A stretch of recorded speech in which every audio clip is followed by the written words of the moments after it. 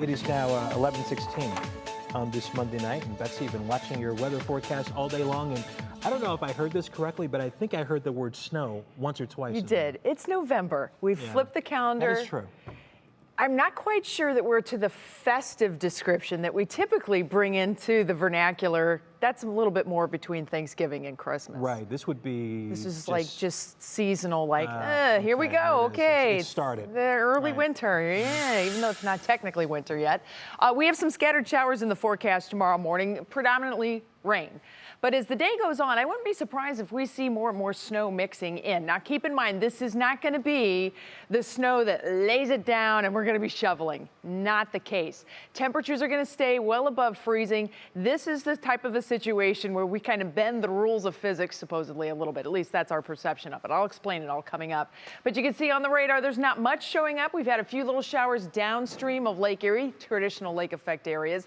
And as we know, lake effect is wind driven. And the wind will point to where the rain or snow will be falling, and that wind is coming across the lake west-northwest right now. Keep in mind, this is the surface wind. We also have to keep in mind the winds just above the surface and all the way up to about 10 or 15,000 feet. How are those winds interacting? Are they funneling all of that moisture into one area, or are they kind of spreading it out across a greater area? Is there enough time for those winds to pick up a lot of moisture?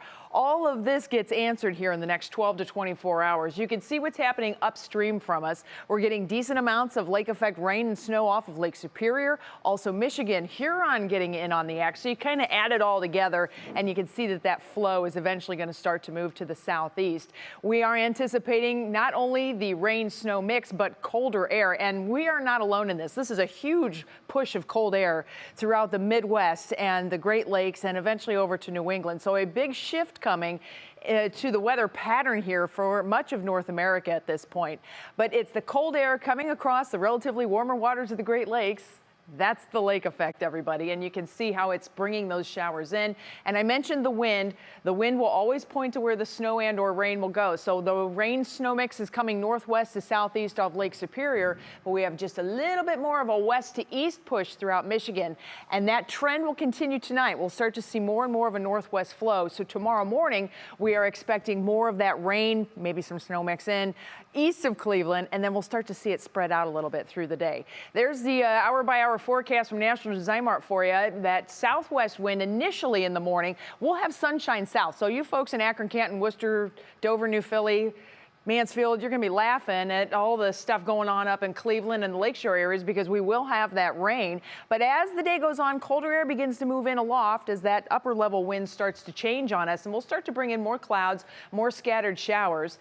Terrain plays a little bit of a role. You get a little higher in the atmosphere. That's where the colder air is. So that's our traditional lake effect territory, right? High terrain areas east of Cleveland.